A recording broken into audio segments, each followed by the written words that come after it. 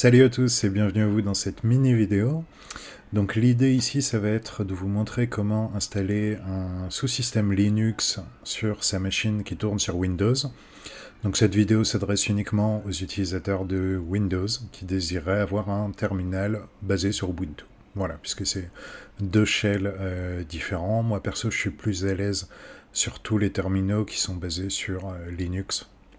Donc si vous êtes sur Mac ou sur Linux, vous utilisez déjà le genre de terminal que je vais utiliser dans les vidéos suivantes, donc ça sert à rien de regarder cette vidéo. Voilà, et si vous êtes sous Windows, du coup, c'est parti. Hop. Donc la première chose à faire, ça va être de se rendre dans les fonctionnalités de Windows. Donc j'ai appuyé sur la touche Windows pour ouvrir le panneau, et là j'ai tapé fonctionnalités, et c'est le menu activer ou désactiver des fonctionnalités de Windows. Donc là, vous avez une liste de fonctionnalités que vous pouvez activer ou désactiver, comme l'indique le nom du panneau. Et celle qui va nous intéresser, c'est sous-système Windows pour Linux. Voilà, donc il faut que vous la cochiez. Moi, elle est déjà cochée, puisque sur une autre session sur Stardy, j'ai déjà tout activé. Mais donc vous la cochez, vous validez avec OK, vous avez un petit panneau d'installation qui va s'ouvrir, et à la fin, du coup, vous pouvez redémarrer votre ordi ou redémarrer plus tard. Ça, c'est entre vous et votre conscience. J'avoue que des fois, ce bouton redémarrer maintenant est là, mais il y a aussi redémarrer plus tard, donc en fait, il faudrait redémarrer, ce serait bien, mais c'est pas obligatoire, et des fois, ça marche sans redémarrer, et des fois, non. Bref, je vous laisse choisir sur quel bouton vous cliquez. On s'en fiche un peu. Donc une fois que vous avez redémarré ou pas votre ordinateur, je vais venir ouvrir une invite de commande, voilà. Et donc là, je vais écrire WSL.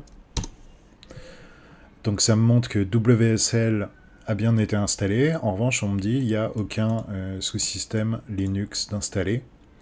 Et je peux me rendre sur ce lien-là qui va m'ouvrir de toute façon le Microsoft Store. Hop. Je me rends sur le lien, parfait. Ouvrir le Microsoft Store, voilà. Et donc là, je peux choisir la distribution Linux que je veux installer. Alors, si vous avez jamais utilisé de Linux, moi perso, je vous conseille Debian ou Ubuntu. C'est franchement, Ubuntu en fait, c'est un fork de Debian, donc c'est basé sur Debian. Donc les deux fonctionnent de façon similaire. Les autres distris Linux peuvent fonctionner de façon différente, et perso, je les connais pas. Donc là, je vais cliquer sur Ubuntu. Voilà, installer. Alors, est-ce que je peux ne pas me connecter?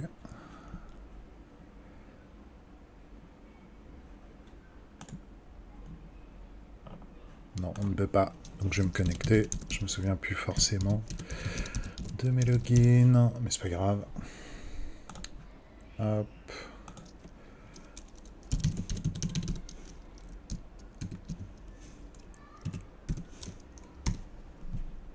Perdu.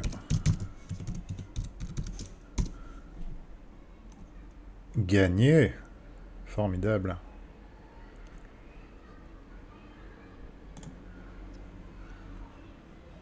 Bref, si vous êtes sur votre ordi, normalement vous serez déjà connecté. Voilà.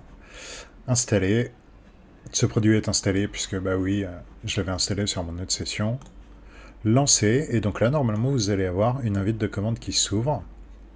Donc c'est en train d'installer le sous-système. Ok, donc maintenant, pour le système Ubuntu que je viens d'installer, on me demande de créer un utilisateur. Voilà, donc moi je vais créer tsbytes et je vais mettre un mot de passe.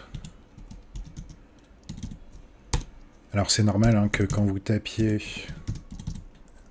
le petit curseur ne bouge pas et il n'y a pas d'étoile. C'est tout simplement parce que ça vous empêche, là sur le record, de voir par exemple la longueur de mon password. Voilà, donc là mon utilisateur a été créé.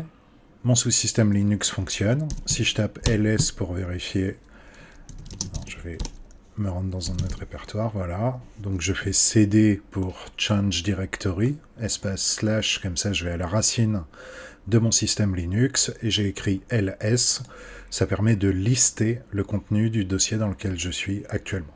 Donc là je suis à la racine du disque dur de mon système Ubuntu, ça veut dire que mon sous-système Linux a bien été installé.